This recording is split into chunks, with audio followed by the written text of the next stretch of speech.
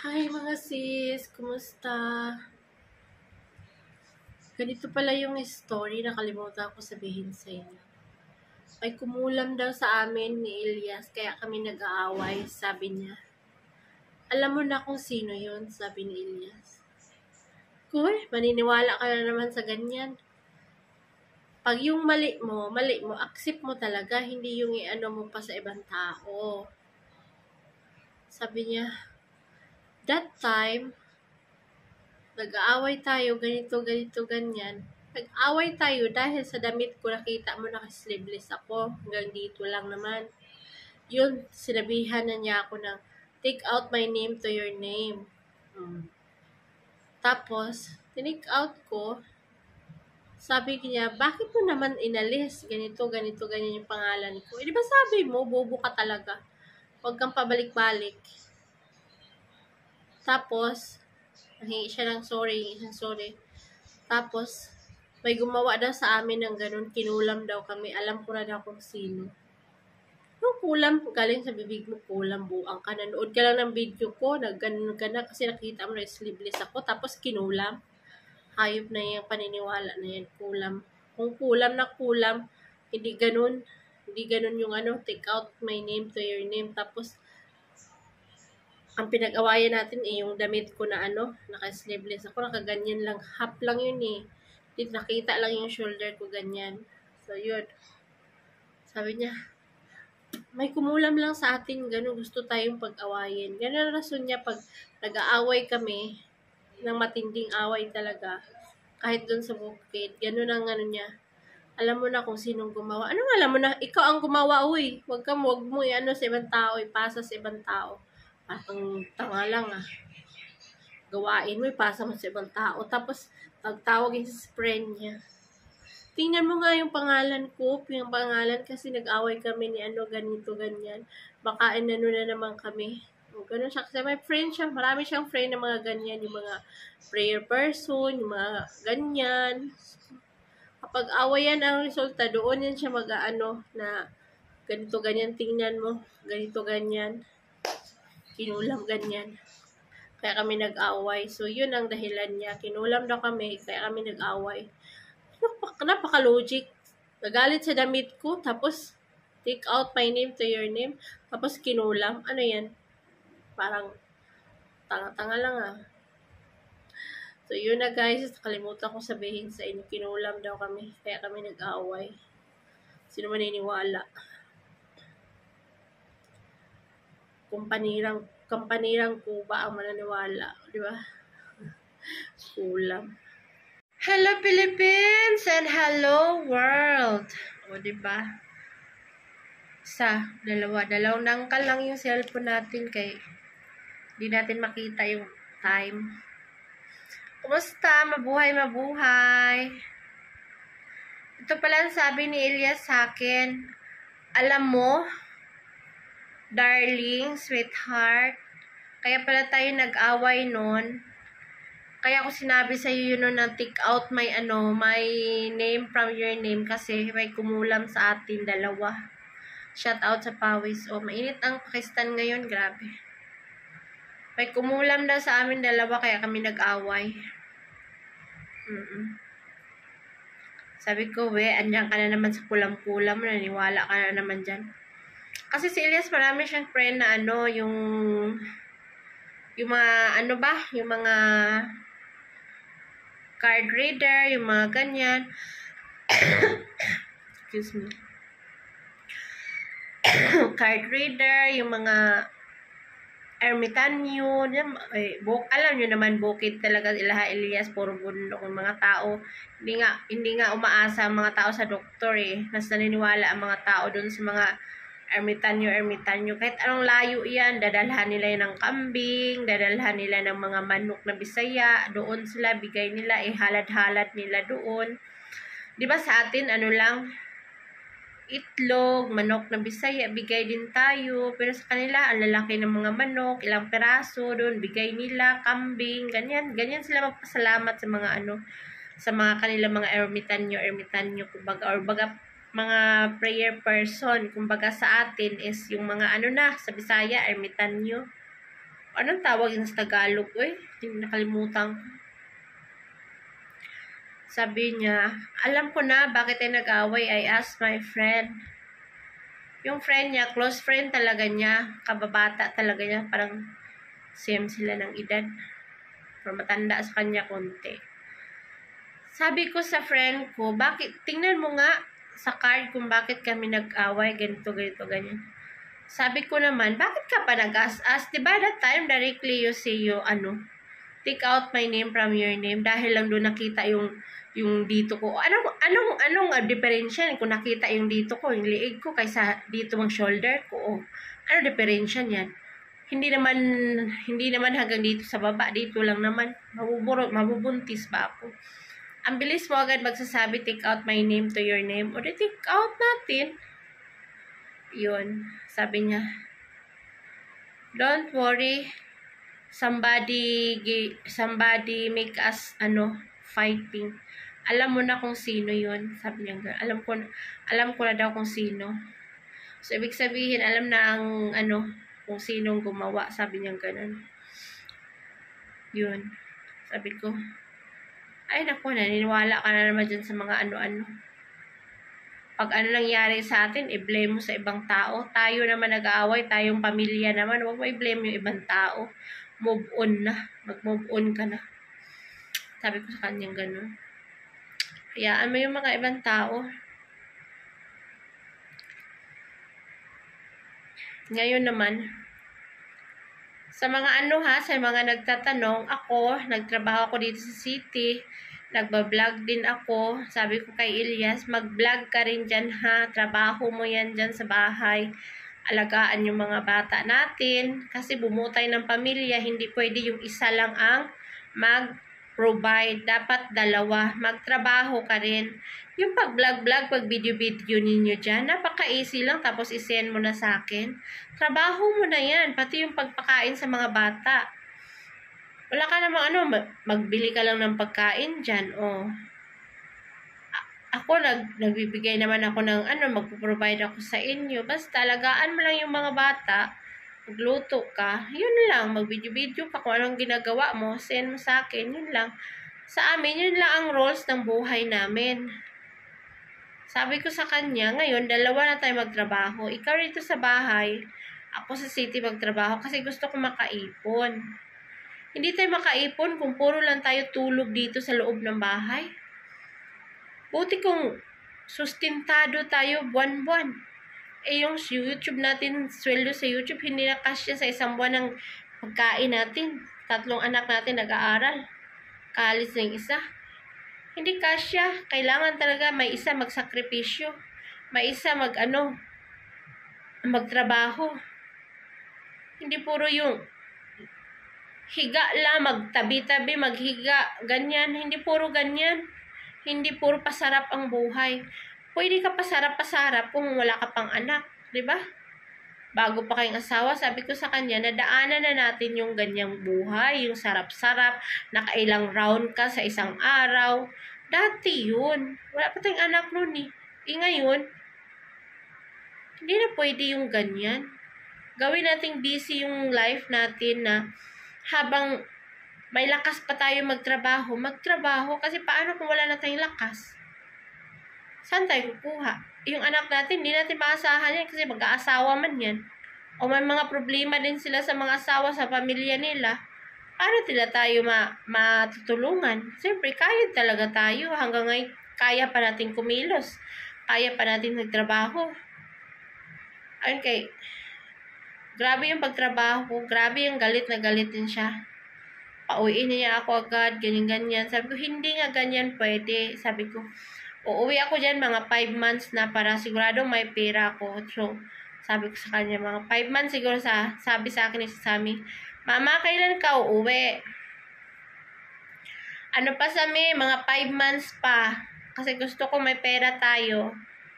Mama, bili mo ako ng bike ha. Okay, sige. Mag-aral ka ng mabuti. Tapos yun, sabi ko kay Elias, gawin natin yung life natin, nakakahiya na sa social media. Puro lang tayo nandito dalawa sa bahay. na sinasabihan lang tayo, mga tamad, mga batugan, ang lalaki ng katawan nyo, magtrabaho kayo. Nasabihan tayo ng mga tao, hindi ka nahihiya. Ako, hiyang-hiya ako. Kaya ako kumilos na. Siguro it's time na din siguro may rason ang God kung bakit trabaho. Kasi lahat man nangyayari sa buhay natin from God yan eh, di ba? Kahit anong pursige natin, kahit anong-ano natin, kung hindi para sa atin, hindi para sa atin. Kung para sa atin, bigay para sa atin talaga ni God, di ba? Sa, ano yan eh, well ni God kung ano ang buhay na ibigay sa iyo ngayon, bukas o sa makalawa. Ganun yan. So, kung ano yung plano natin, hindi pa binigay, wag mo na. Yun mo ng plano ni God ang sundin natin. So, sabi ni Sammy sa akin, Mama, bakit ba nag-aalaga ka dyan ng ibang bata? Hindi mo ako alagaan. Hindi mo kami dito alagaan nung umuwi ako. Sabi ko, andito namang papa mo, mag-aalaga, magtatrabaho ako kasi gusto ko may pera tayo. Eh di ba nga, dati masasarap ang kinakain nyo, nakakain kayo ng sausage, mga nuggets. Ngayon, walang laman yung ref natin, puro mga ice, mga ganyan. Tapos makaipon tayo, kay magbakasyon tayo ng Philippines. Sabi ko sa kanya, eh di ba gusto mo sa Philippines umuwi? Sabi niya, oo mama, maganda doon, may swimming pool, maganda doon ang school, may laro-laro, sabi ni Sammy. Sabi pa niya sa akin, ang daming tanong to sa Sammy, Mama, bakit ba naglilinis ka ng ibang bahay? Tapos, dito sa bahay, hindi ka na naglilinis. Diba naglilinis ka naman dati? Linis-linis ng bahay natin, tapos aalis ka. Hindi pa ito makaintindi si Sammy. Sabi ko, Sammy, hindi man ako malayo, andyan lang naman ako. Magtatrabaho lang ako doon para may pera tayo ba? Kasi, ikaw nga, magastos ka nga, magkanong baon mo sa school? 50, 50 araw-araw, minsan nga 100 pa, minsan 200 pa, kumukupit ka. Sabi ko, hindi 50 lang, nakita kitang kumukupit ka, 100, 200, minsan yung baon mo eh. Sabi, pag yung wallet ko guys, hayaan mo lang dyan nakalagay. Mga 2 araw niyan, 3 araw, wala nang laman ng bariya yan. Kumukupit niyan si Sammy, laging kumukupit. Mag-unahan lang yan sila dalawa ni Myra. Nagtutulakan yan sila, pero si Bilal, hindi ito mangupit si Bilal. Manghingi ito si Bilal ng pera. Nung bago akong umalis, binigyan ko si Bilal ng 5,000. Sabi ko, Bilal, pocket money mo kay magtatrabaho ulit ako. Ngayon na naman, bigyan ko na naman sila para pang Eid. Bigyan ko ng budget.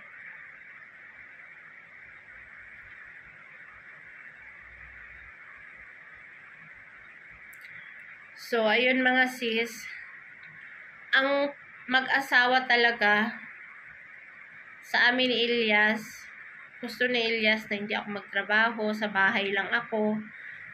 Masama ang timpla ni Elias pag nagtatrabaho kasi ang iniisip ni Elias, ay, magpapayot ka lang dyan sa mga driver, ganito, ganyan. Buang ka ba? Ako na lang iyutin, mukha ko. Ang mga tao dito, nagtatrabaho, may mga kanya-kanyang pamilya din yan sila. Kaya wag masyadong negative yung iniisip mo. Sabihan ko yan siya. Minsan kasi pag taga-bukid, ganyan mag-isip. Hawakan ka ng lalaki, mabubuntis ka ba? Wala man yan dito sa city eh. Mga tao dito sa city, busy, trabaho ng trabaho, tapos tayo dito sa bukid, tulog ng tulog. Kung sino pa yung pobre, tamad. Kung sino pa yung mayaman, yun ang masipag magtrabaho, kahit millionaire na, trabaho pa rin ang trabaho. Tayo mga pobre, Diyos ko, halos manglimos na lang tayo araw-araw dyan sa YouTube.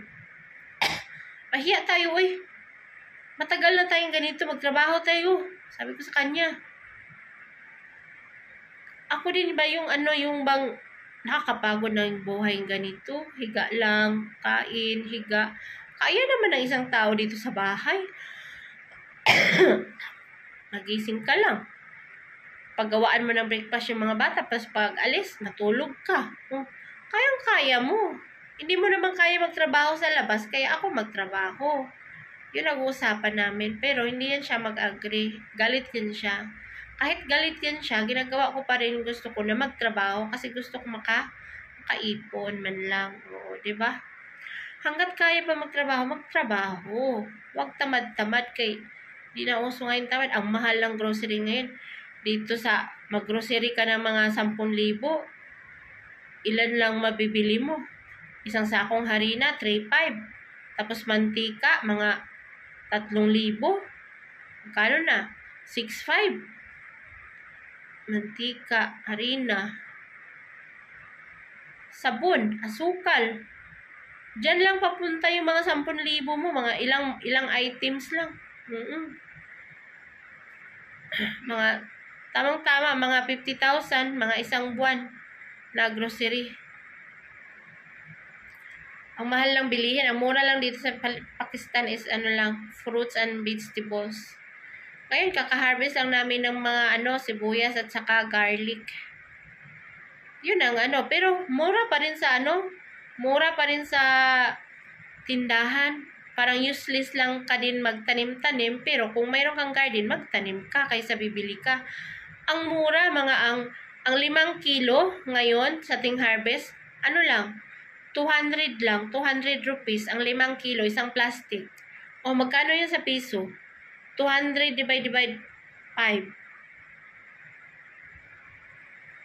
Magkano ba? 200 divide 5. Wala na ako sa utak. Total ninyo. Napakamura, di ba? Ang sibuyas, yung onion, red onion. Napakamura ngayon. Isang sako, parang lang. Isang sako na pula, yung mahabang sako. Nasa lang siguro. Nasa 800 lang. Oo, bagong bili yung aking sister-in-law. Ang laki ng sako, lalaki ng mga sibuyas, 800 lang. Pero pag hindi ting harvest, ang mahal. Ngayon kasi harvest ng mga panahon ngayon. Kaya ang mura ng sibuyas dito at saka garlic. Pero yung raw garlic, mahal talagang kilo niyan kahit Hindi yan bumababa. Kasi mahal talaga yung garlic. Mayroon dito mga China na garlic. Yun, mura din. 300 ang kilo, 200 ang kilo, mga ganyan. Pero pag garlic na tanim sa bahay, 1,000 ang kilo niyan. Mga ganyan, presyo.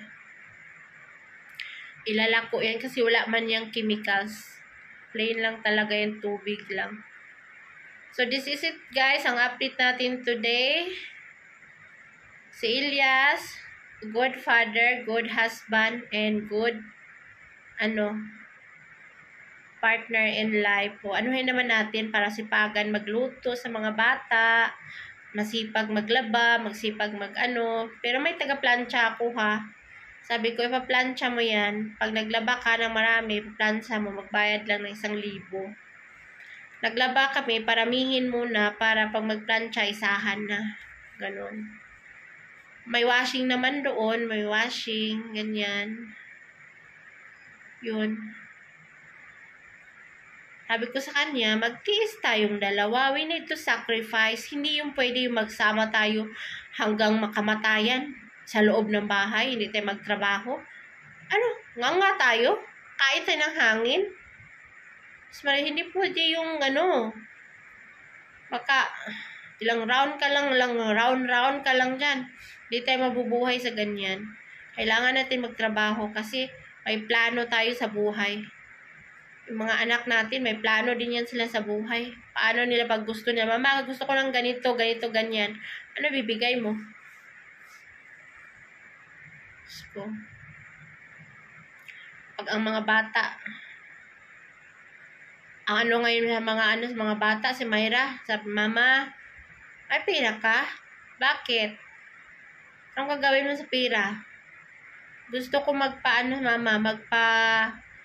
sa ngipin, palagay ng wire. Ha?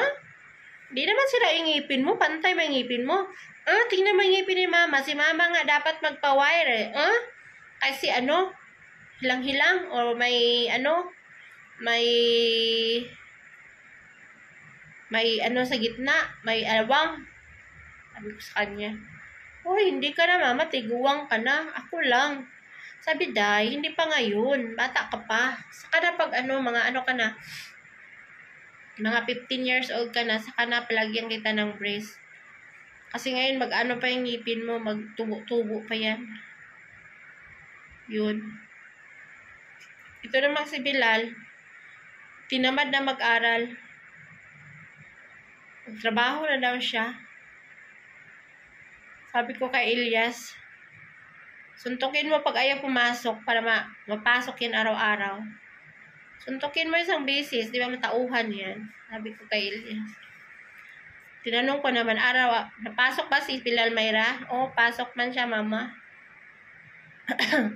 Pasok. So, yun na guys, ang update natin today. See you for tomorrow. And happy, blessed Thursday for tomorrow, mga sis. Salamat. Thank you for watching. Salamat. God bless everybody. God bless us all. Bye. Subscribe our YouTube channel, Rosana Ilyas.